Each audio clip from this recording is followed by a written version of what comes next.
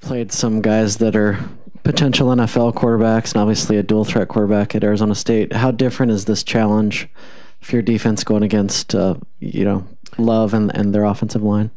It's a lot different. It's a different style of offense than what we've seen this year.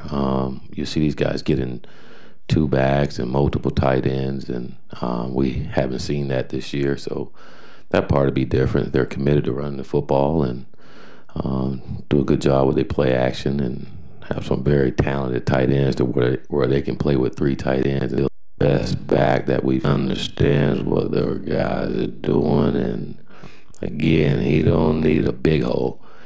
This kid can find the smallest hole and get through it, and that's a challenge for a lot of defenses.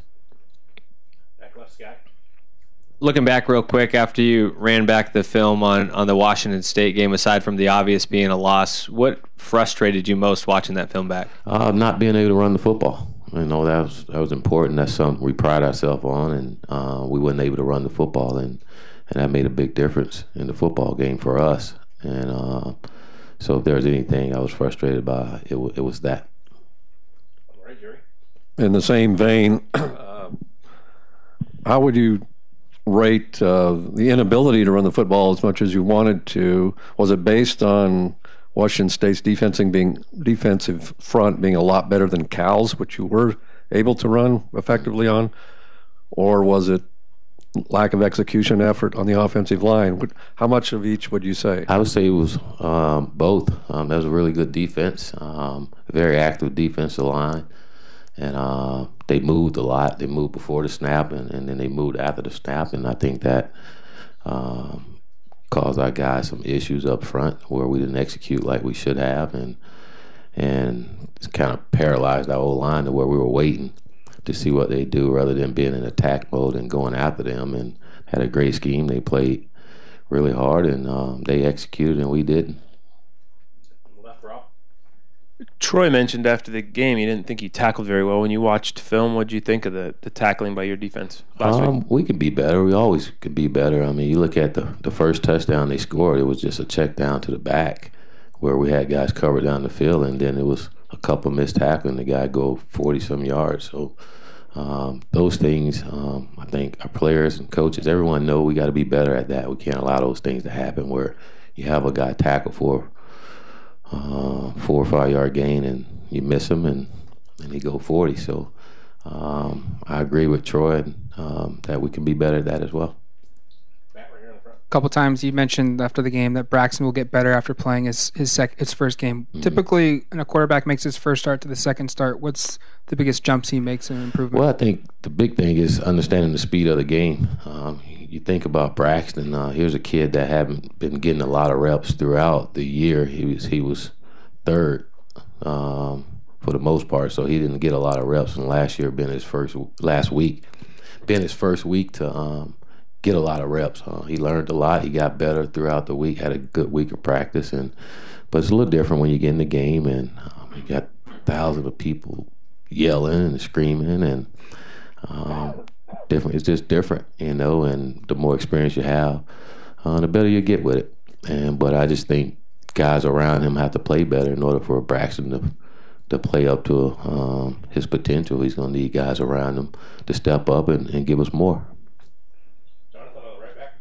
Willie, after both losses this season, we've heard players on both sides of the ball taking the loss, putting the loss on them. How important is that type of accountability in terms of the culture you're trying to create around here? Because that's not something we heard a whole lot of last year. I think it's important. We win together or we lose together. And when you watch the film, you see where everybody played a part in it, whether we win or lose. Everybody played a part. And I say everybody, I mean coaches and all, and we just can't have any finger pointing. That's not going to get us to where we want to go. But we got to all be accountable for what we do. And I know our defensive guys said it a lot after the game, how it was on them. But I think when guys do that, they expect more out of themselves, And I think our team know we can play better than what we did on Saturday. And I think these guys care enough about each other that they stick with each other and know to come back out and work really hard to try to rectify the mistakes that we made.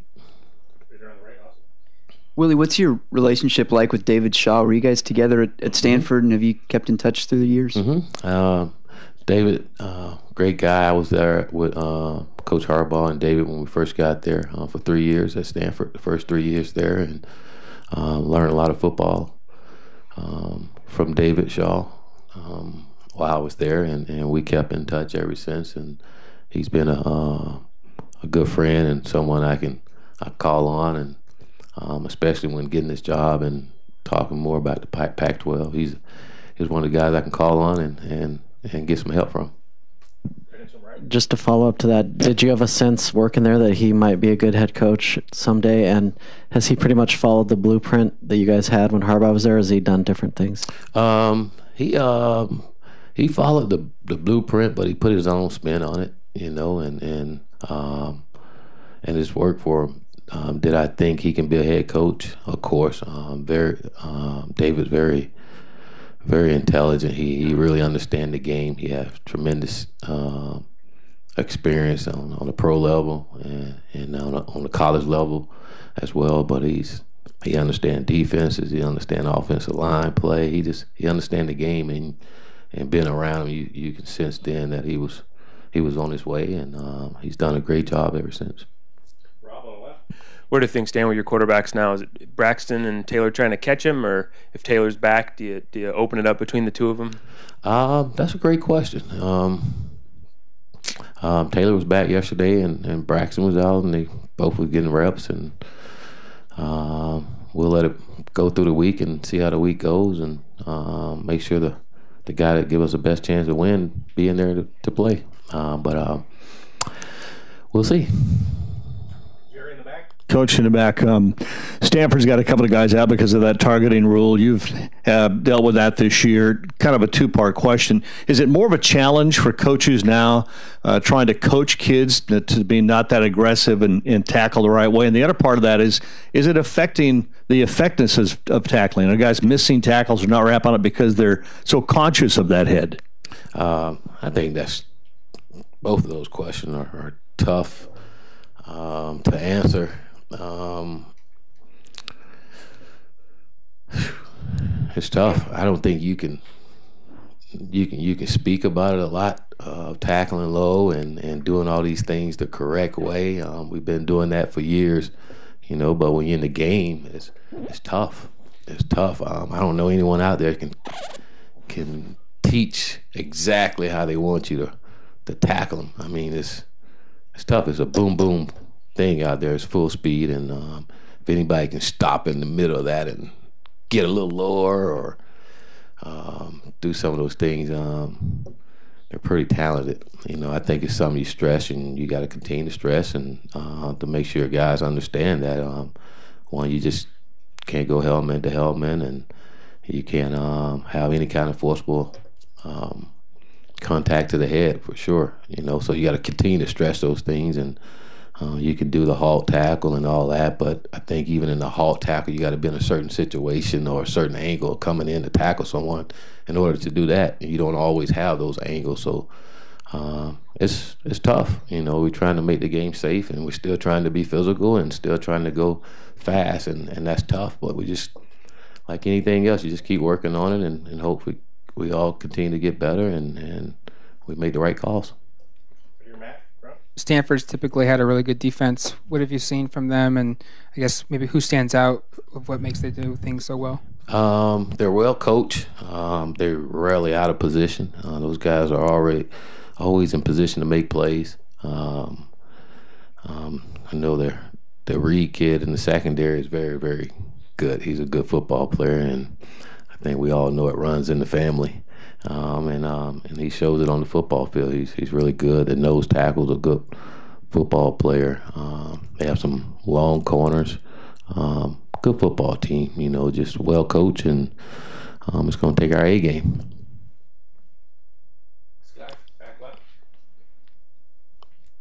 Another game with 10-plus penalties. I know you mentioned before that it wasn't too big of an issue because there's not one guy that's habitually getting all the penalties, but as you continue to get double-digit penalties and lead the nation in penalties, is it a concern? I think when you have double-digit penalties, it's always a concern, and you always work on it, but we can't continue to get false starts. Those are things that we can control, and we can't continue to get those. I think some of those calls are judgmental, and that's just the way it goes, and some of them are the right calls, so those are things we deal with. We're working on them. We're working to get better. The ones that really gets at you, the ones that we can control, and that's on us to make sure we work at that every single day to try to get better at. But I think you were at that game too, and you kind of got the answer to that one too. Willie, with Justin being out, what have you noticed him sort of do from a leadership standpoint to sort of help guys like Braxton and Taylor, with their development, him having a little bit more experience than them? Justin's been around. He's been there to talk to Braxton, and if Braxton have any question, he can ask. He was good for me on Saturday, just throwing out some suggestions. What do you think about this, Coach? And what do you think about that? And that's great to see. I know for me, just hearing him say that, and for a guy to be injured and still locked into the game and what's going on was very impressive. Front right here, Jerry. A lot of coaches say how you practice is how you play. How was the practices leading up to the Washington State game, and how have the players responded yesterday? Is it similar to after the Arizona State loss? Practice was great. I thought we had a great week of practice.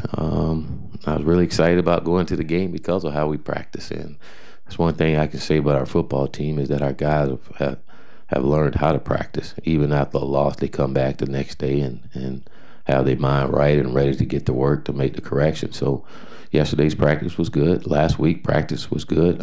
We just didn't execute like we should have. And when you down so many players, you got to play your A game. You can't have the mistakes that we had in that football game and expect to beat a ranked football team coming in here. We got to play our A game. We can't make mistakes. We can't have the penalties. We can't have the turnovers.